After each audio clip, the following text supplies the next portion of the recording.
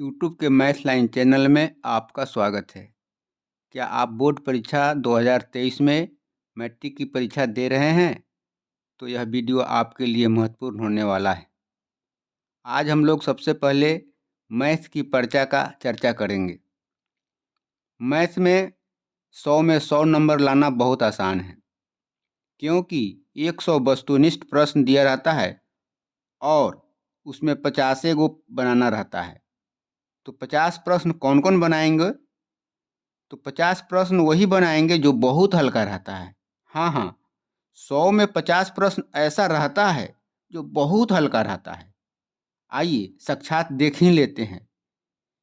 यह है हमारा 2021 का बोर्ड परीक्षा का सवाल। इसमें 50 सवाल कौन कौन हल्के हैं उसको हम देख लेते हैं और उसको आसानी से हम लोग बना लेंगे। ऐसा ही पूछता है। जैसे पहला सवाल हमारा है 7, 3, 5, 8, 6, 10, 9, 12 का माध्यिका निकालना है। माध्यिका हमने मध्य में, बीच में कौन है हमारा, तो इसको सजा लेंगे पहले आरोही क्रम में। तो सबसे पहले छोटा लिखेंगे 3, 5, उसके बाद 6, उसके बाद 7, इस तरह सजा लेंगे और देखेंगे बीच में कौन पड़ता है, वही हमारा माध्यिका हो जाएगा। लिख लेते हैं, देख लेते हैं, हमारा सजा लेते हैं।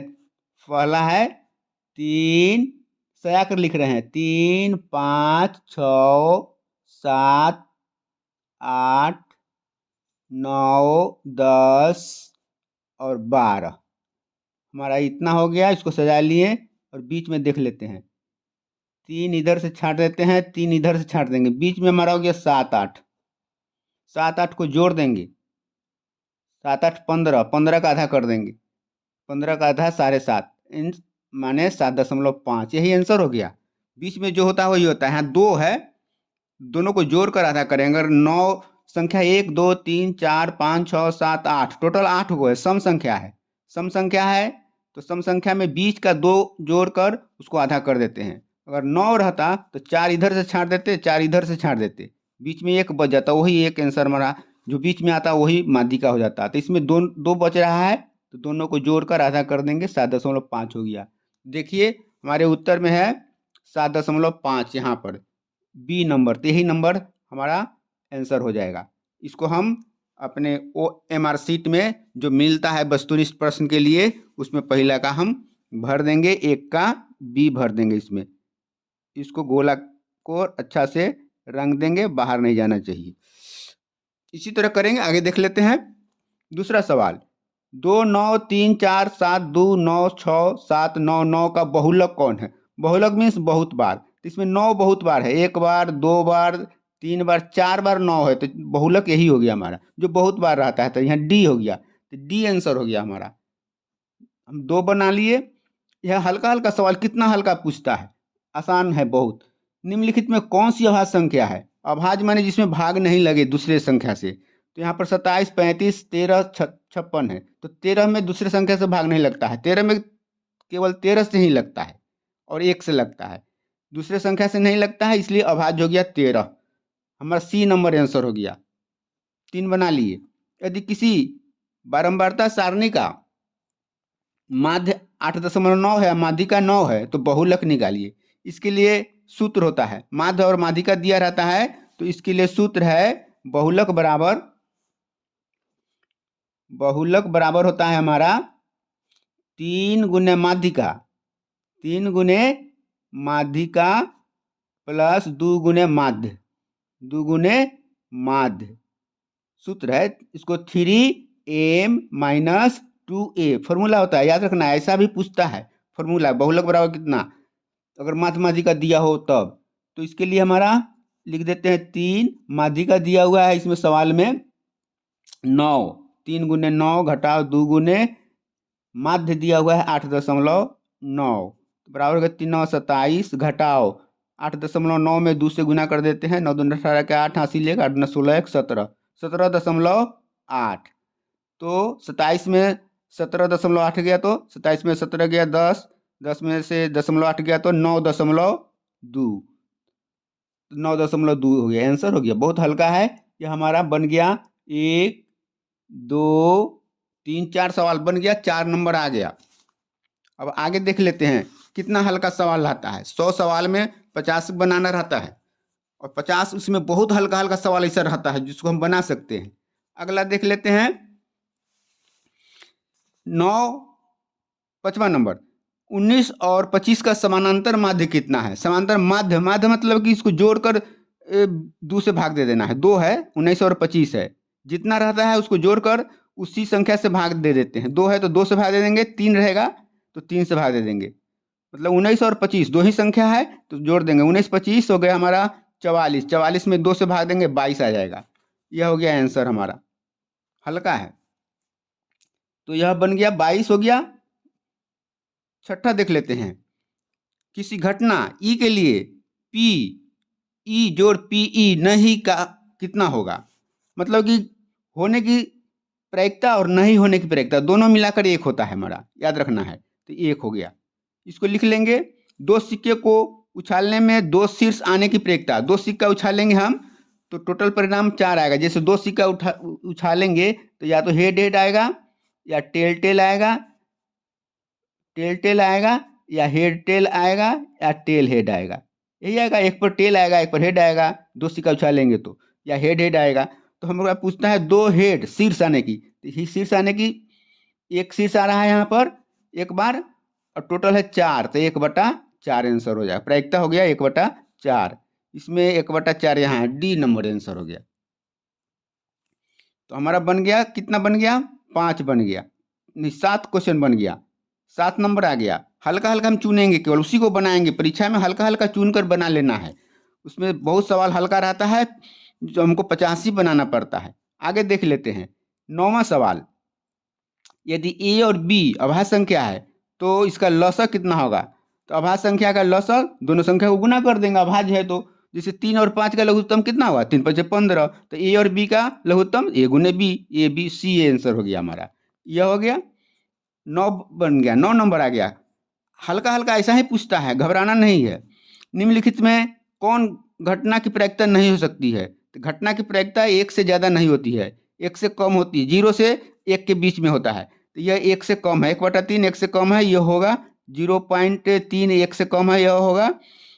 यह 33% मीन्स 33/100, ये भी 1 से कम है, ये भी होगा। यह 7/6, यह 1 से ज़्यादा है, 7 में 6 से भाग देंगे तो एक पूर्णांक कुछ आ जाएगा, 1 से ज़्यादा आ जाएगा, तो यह प्रायिकता नहीं है, तो इसलिए डी हमारा आंसर हो जाएगा। तो इसको हम हमारे सीट में डी नंबर को रंगेंगे, जैसा आप पहले बताए हैं इसको हमारे सीट में रंगना पड़ता है। तो यह बन गया 10 बन गया हमारा, 10 में 10 नंबर आ गया, इतना हल्का रहता है। आगे देख लेते हैं 11 नंबर सवाल देख लेते हैं। संख्या 2.13113 कैसी संख्या है, पूर्णांक है कि परिमेय है कि अपरिमेय। तो ऐसा जो रहता है वह अपरिमेय संख्या रहता है, यह सी लगा देंगे।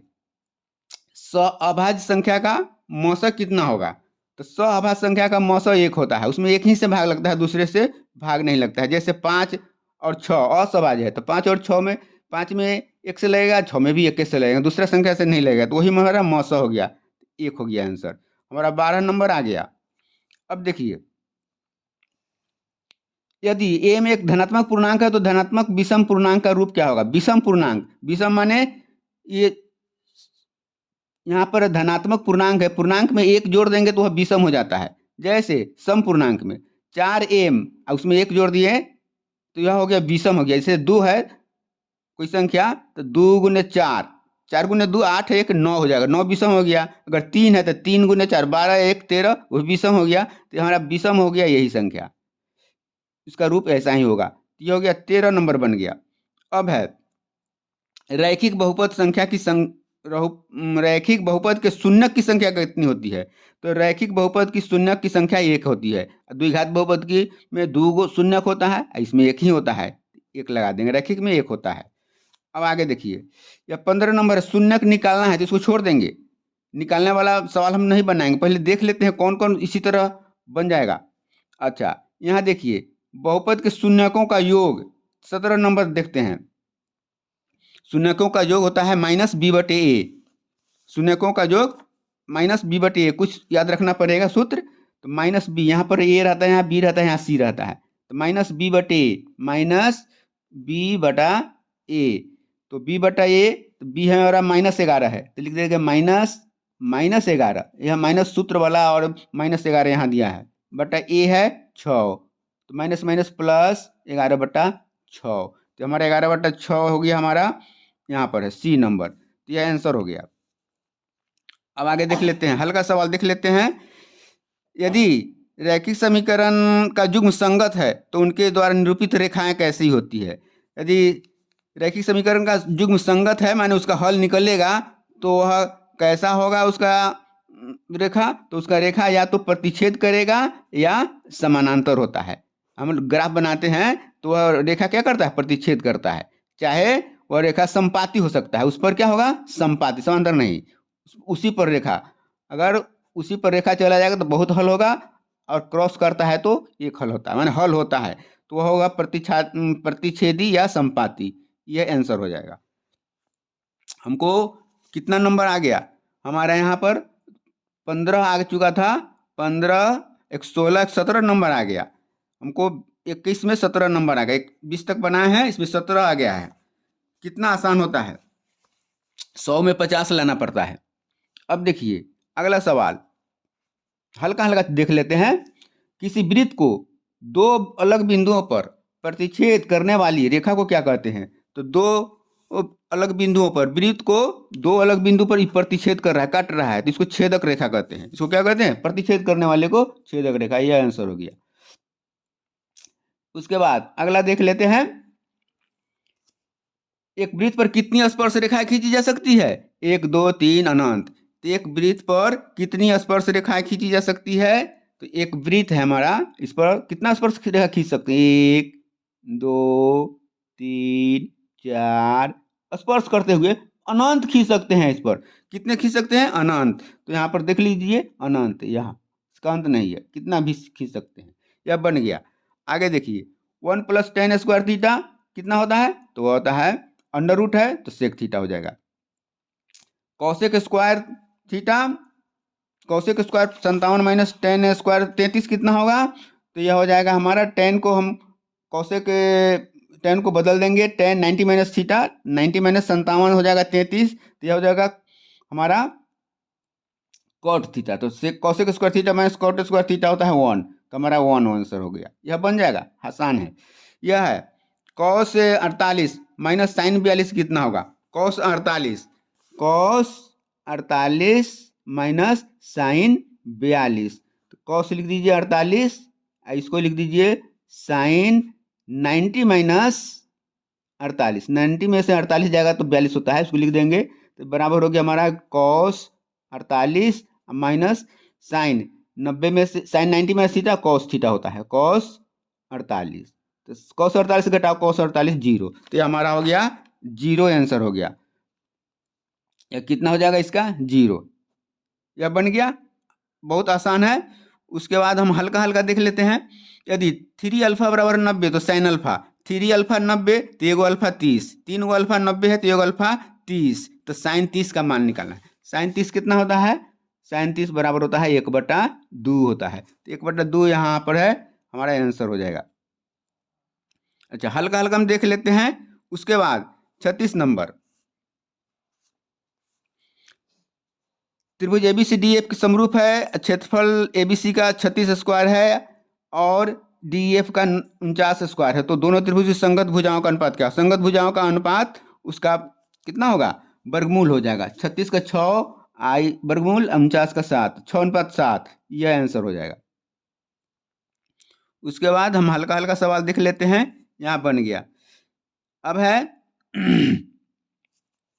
आगे देख लेते हैं अगला सवाल, जो हल्का हल्का रहता है, बहुत हल्का, वही चुन कर बनाएंगे हम। यहाँ पर देखिए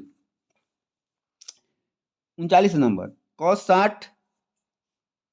30 - sin 60 sin 30 कितना होगा, तो cos 60 का मान होता है 1/2, cos 60 का मान होता है 1/2 और sin 30, cos 30 का मान होता है √3/2 माइनस sin 60 होता है √3/2 और sin 30 होता है 1/2, सेम चीज़ है दोनों, 1√3 1√3 दोनों सेम चीज़ है, दोनों में घटा देंगे, सेम में बराबर जीरो आ जाएगा, हमारा यह आंसर हो जाएगा जीरो।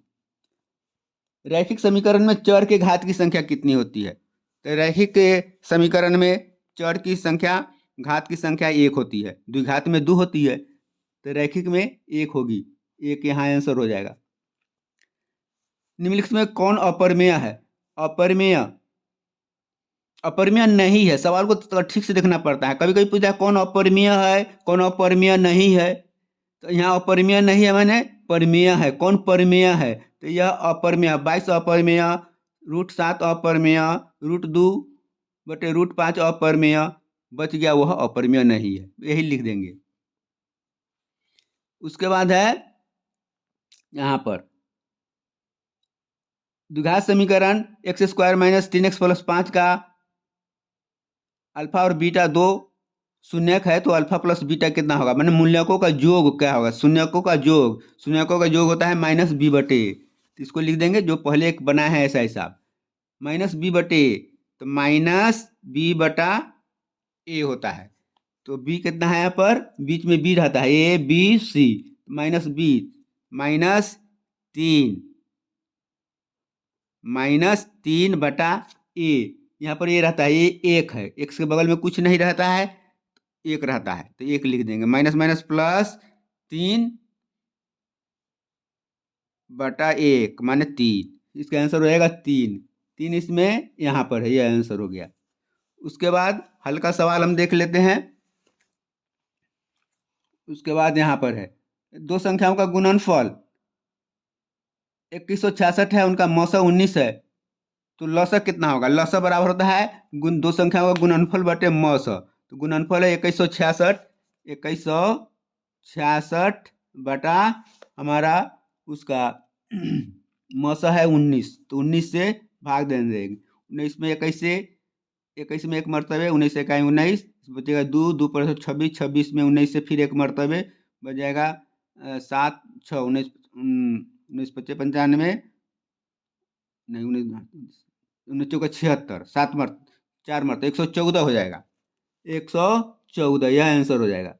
उसके बाद देख लेते हैं हल्का सवाल देख लेते हैं। यहाँ पर यदि ए अल्फा बराबर है 2 के पावर 3 गुने 3 गुने 5, बी बराबर है 2 के पावर 4 और 5 गुने 7, तो दोनों का लौसा कितना होगा? लौसा जो सबसे ज़्यादा घात वाला होता है उसी को लिख देते हैं, 2 के पावर 4 है तो 2 के पावर 4 लिख देंगे, 2 के पावर 4 गुने 3 लिख देंगे, एक बार आया हुआ है, 5 एक बार है दोनों में तो एक बार 5 भी लिख देंगे, 7 भी लिख देंगे, 7 भी है, इसको गुना कर देंगे, 2 4 बार है, 2 दूना 4 दूना 8 दूना 16, 2 दूना 4 दूना 8 दूना 16, 16 में 3 से 48, 48 में 5 से फिर 7 में, सब में गुना कर देंगे, हमारा आंसर आ जाएगा 1680 आ जाएगा। सबको गुना करेंगे तो 1680 आएगा, तो यहाँ पर 1680 यहाँ पर है, यह आंसर हो जाएगा। उसके बाद हल्का देख लेते हैं, समांतर श्रेणी -10 -6 -2, 2 का सार्व अंतर क्या है? सार्व अंतर माने डिफरेंस, इसमें से इसको घटा देते हैं, बगल वाले में से शुरू वाला घटा देते हैं तो वही अंतर होता है। -6 में -10 घटाएंगे, -6 घटाओ -10, तो बराबर है -6 माइनस माइनस +10 हो गया, +10 और -6 बराबर है 10 में से 6 गया 4, 4 है इसमें, यहाँ पर 4 है, आंसर हो गया। उसके बाद इसमें कौन द्विघात समीकरण नहीं है? द्विघात समीकरण में किसमें दो घात नहीं है? तो इसमें 3x - x² है, यहाँ x² है, -x² इधर जाके प्लस हो जाएगा तो 2x² हो जाएगा, तो घात स्क्वायर है तो 2 है घात, इसमें भी 2 घात है यहाँ पर, और इसमें भी है, इसको छोड़ देते हैं, भारी को छोड़ देंगे, हल्का बना देंगे, उतना बन जाएगा लेकिन छोड़ रहे हैं हम, समझना पड़ेगा बहुत इसको, इसलिए हल्का हल्का हमको चुनकर बनाना है। आगे देख लेते हैं, यहाँ पर देख लेते हैं द्विघात बहुपद, द्विघात समीकरण 4y² + 4y + 1 बराबर 0 के मूलों का गुणनफल, मूलों का गुणनफल होता है c/a, यहाँ रहता है a, यहाँ रहता है b, यहाँ रहता है सी, तो सी है 1/4, सी बटा ए 1/4, यहाँ आंसर हो जाएगा। हम 54 सवाल बना लिए। 54 में लगभग हम 54 में हम कितना बना लिए सही सही देख लेते हैं। एक बनाए हैं, अच्छा 2 3 4 5 6 6 7 8 9 10 11 12 13 14 15 16 17 18 19 20 21 22 23 24 25 26 27 28 28 बना चुके हैं हम लोग। 54 में 28 बना चुके हैं। और आगे देख लेते हैं 28। उसके बाद इसको छोड़ देते हैं। इसमें भी सार्वंतर पूछा है, देखिए सार्व बगल वाले में से ये घटा लेंगे, -4 में 0 घटा लेंगे। -4 में -4 घटाओ 0, -4 घटाओ 0, -4 में 0 जाएगा तो कितना होगा, -4 होगा, -4, तो यहाँ -4 ही हो गया, ये आंसर हो गया हमारा। 29 बन गया। अभी आगे देख लेते हैं। यदि समांतर श्रेणी का प्रथम पद 13 है, सार्वंतर -4 है, तो इसका प्रथम 10 पदों का योग निकालना है। 10 पदों का योग, इसको छोड़ देते हैं, बनेगा लेकिन हल्का भारी थोड़ा, इसलिए हल्का हल्का हमको चुना। बहुत सवाल उसमें हल्का रहता है, उसको बनाएंगे चुन कर। आगे देखिए, y अक्ष पर बिंदु जिसकी 4 2 से दूरी 5 है, निम्नलिखित में कौन है? इसको भी छोड़ देंगे या बना भी सकते हैं। जैसे y अक्ष पर बिंदु जिसकी 4 2 से दूरी 5 है, देख ही लेते हैं उसको हम।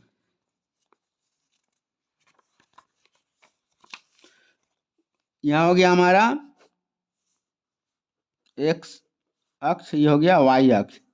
y अक्ष पर बिंदु है, वो बिंदु y अक्ष पर है जिसकी दूरी 4 2 से 5 है। इधर 4 ऊपर 2, यहाँ पर 4 2 हो गया, इधर 4 गए ऊपर 2 गए। और है हमारा जिसकी दूरी 5 है, जिसकी दूरी कितना है, 5 है, तो वो कहाँ पर है हमारा, y अक्ष पर है। y अक्ष पर हमारे x की तरफ 0 जाएगा, x की तरफ कितना जाएगा, 0। y अक्ष पर है बिंदु x की तरफ 0, तो यहाँ देख लीजिए x में कौन 0 है, यहाँ 0 है, यहाँ पर बी नंबर आंसर हो जाएगा। y अक्ष पर है बिंदु, कहाँ है वह, y अक्ष पर है, मैंने x की तरफ 0 है, तो उसकी दूरी निकालना है, तो हमको देख लेना है केवल कहाँ पर है, तो y अक्ष पर है, माने x की तरफ कुछ नहीं है, 0 है वो, तो ये 0 आंसर हो गया। आगे देख लेते हैं। आगे हम देख लेते हैं यहाँ पर 63। y बराबर 10 का आलेख कैसा होगा, y बराबर 10, तो y है 10, x पर कुछ नहीं, तो x अक्ष के समानांतर हो जाएगा। जैसे यहाँ x और y, x और y, तो y बराबर है 10, यहाँ पर 10 x की तरफ 1 2 3 4 5 6 7 8 9 10, यहाँ पर 10 के सामने y, इस पर 10 है, इस पर 10 के सामने जाएगा, तो वह हमारे x अक्ष के समानांतर हो जाएगा। यहाँ बन गया, आंसर हो गया 30। इतना हम लोग 63 क्वेश्चन बनाए। 63 में कितना आ गया, उधर था हमारा 28, और एक हो गया हमारा 28 हो गया, 29 हो गया, 29 हो गया हमारा, उसके बाद एक 30 हो गया, एक 31 हो गया, हमको हमारा आ गया 31 बन गया। तो हम 63 में 31 बना लिए, 30 पर पास करना रहता है। और उधर बचा हुआ है अभी हमारा 37 सवाल। 37 में हम 20 जरूर बना सकेंगे, और हल्का सवाल है, बहुत हल्का हल्का है, जिसको हम कल देखेंगे, दूसरे पार्ट में देखेंगे। वीडियो लंबा हो रहा है, अगर यह आपको लिए लाभदायक होगा वीडियो, तो हमारे चैनल को सब्सक्राइब और लाइक करें। धन्यवाद।